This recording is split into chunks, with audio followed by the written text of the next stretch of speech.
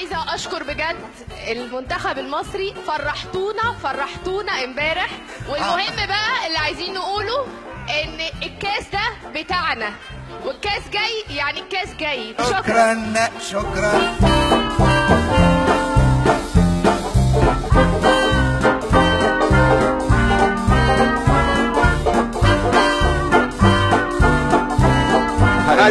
هذا شيء غير مقبول داخل المجلس. من غير مقبول وفقا للائحه ولا للهوى؟ للائحه ولا للهوى يا ريس؟ لو اللائحه أرجو سيادة النائب أن يلتزم بأدب الحديث. التقاليد البرلمانية والسوابق البرلمانية تمنع حضور النائب بهذا الشيء. احنا مش في ملعب كورة هنا.